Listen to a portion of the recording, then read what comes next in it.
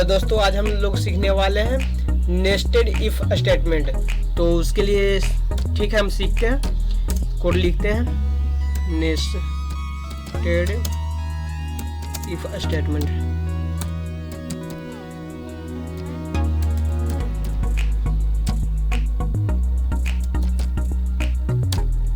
Header file सबसे पहले लिखेंगे hash include stdiostudio.h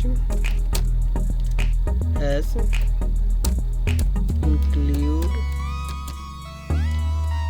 conio.h। Include का स्पेलिंग यहाँ गलत है। Include conio.h void main।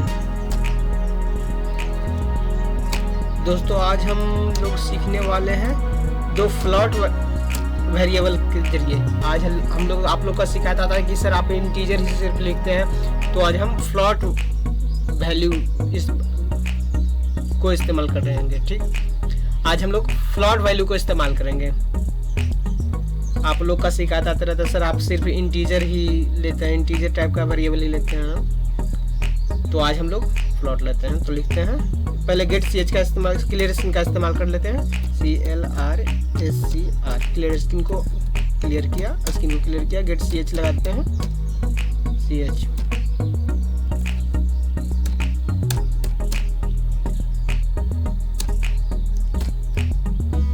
अब हम लिखते हैं दो फ्लोट टाइप का वेरिएबल बनाते हैं। FLOAT float A and B। अब हम मैसेज यूजर से दो वैल्यू लेते हैं A और B का। तो हम लिखते हैं printf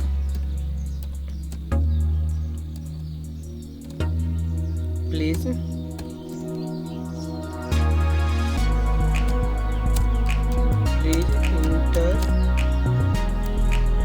inter the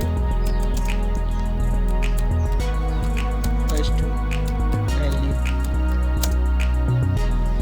for A।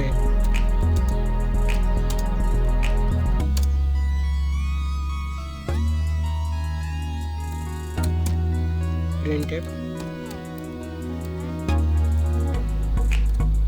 please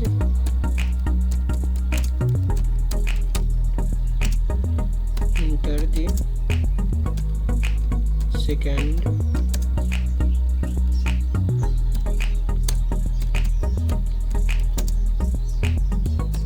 for B।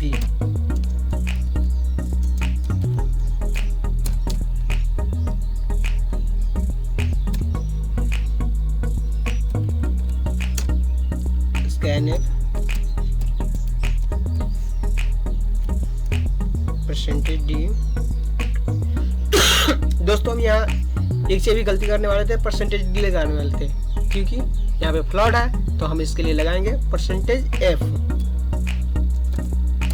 Float के लिए हम %f इस्तेमाल करते हैं। एड्रेस ऑफ A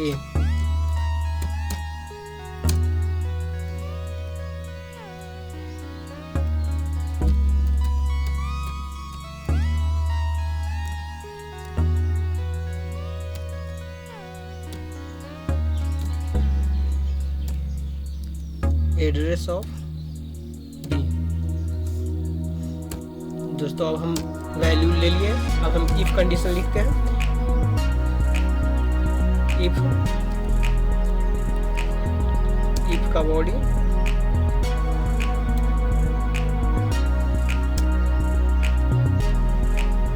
अब इसके अंदर हम इफ लिखते हैं।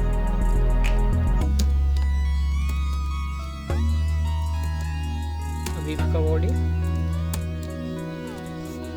दोस्तों, आप लोग जैसे जब भी कोड लिखे ना तो इसी तरह से लिखे। सबसे पहले फंक्शन लिखे, उसका बॉडी बना ले, जब ही उसके अंदर कुछ लिखे, क्योंकि इससे एक आसानी ये हो जाता है कि जब कोड आप लिखते हैं और कर्सर आपका कहीं इधर उधर चल जाता है तो फिर आपको देखने में आसान होता है कि कहाँ से मेरा ब्लॉक स्टार्ट हो रहा है, कहाँ से खत्म हो रहा है। ऐसे एक लाइन में लिखने से टैब देकर लिखिए, और अगर एक ही लाइन में लिखते हैं तो पढ़ने में दिक्कत होगा कहाँ पर क्या लिखे हैं। ऐसे नज़र बहुत जल्दी जाता है दोस्तों। जो मेरा जहाँ कोड लिखा हुआ है जो हम खोजते हैं, तो हम देखिए यहाँ पे हम सिर्फ अब हम कंडीशन डालेंगे और स्टेटमेंट लिखेंगे।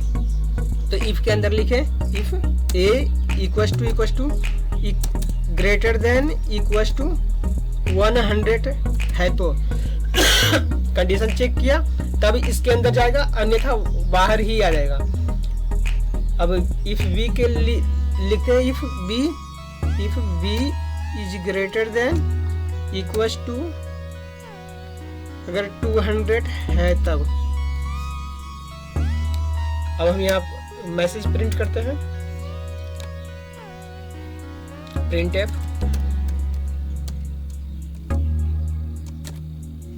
/n/t।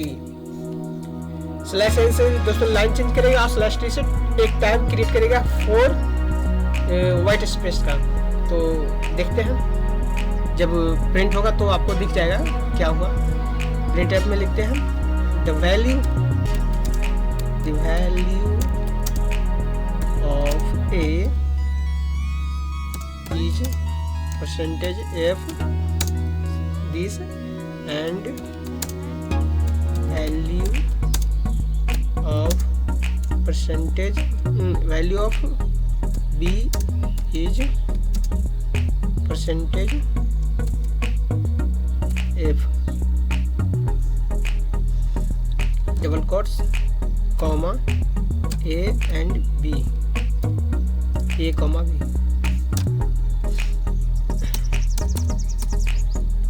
ये मेरा हो गया। अब हम इफ के बाहर हम लिखते हैं कंडीशन के बाहर हम लिखते हैं printf function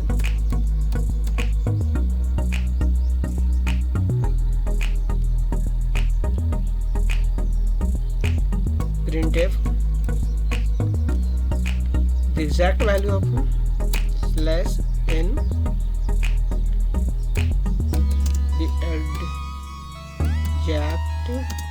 exact value of a is %f।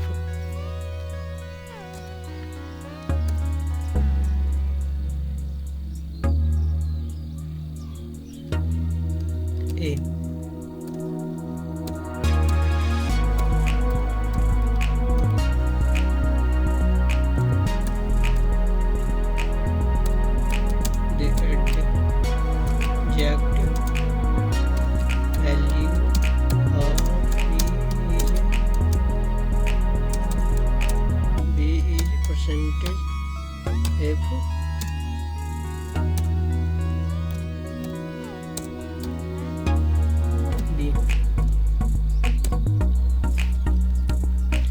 दोस्तों हम कोड को रन करते हैं। Alt F9 से पहले हम कंपाइल करते हैं, ना कोई वार्निंग है ना कोई एरर है। अब हम Ctrl F9 से रन करते हैं। Please enter the first value of A के लिए क्या बोल रहा है वैल्यू इंटर करने के लिए, तो 23 हम डालते हैं। ये दोस्तों नहीं होगा। Please enter the second value के लिए 45 डालते हैं। सॉरी, देखते हैं क्या अब इंटर मारते हैं क्या होता है। The exact value of 23, the exact value of A is 23 and the exact value of B is 45।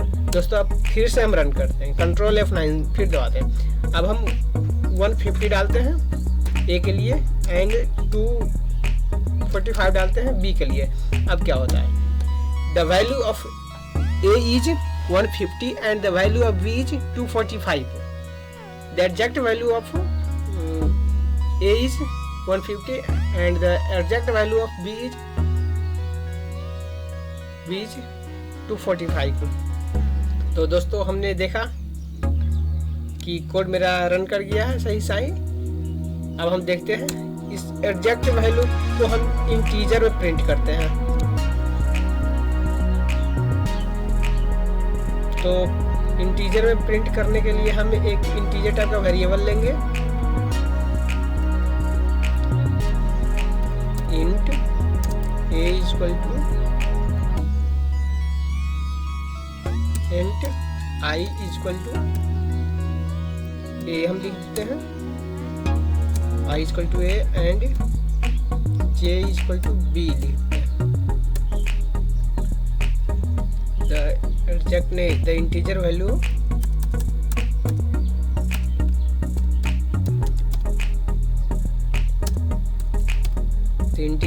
Of a is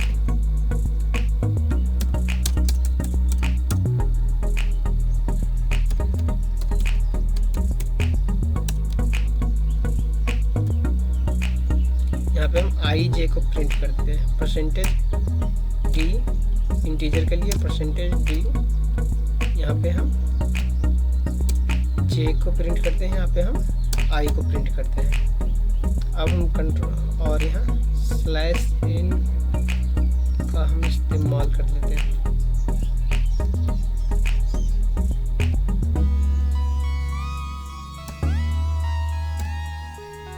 control F9 मारते हैं, देखते हैं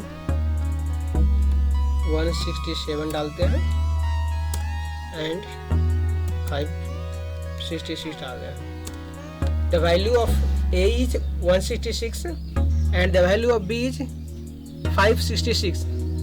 सही दो है दोस्तों। अब the integer value of A is 166 and the integer value of B is 566।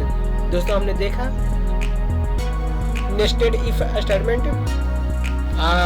आगे हम सीखेंगे स्विच कंडीशन, देखते हैं।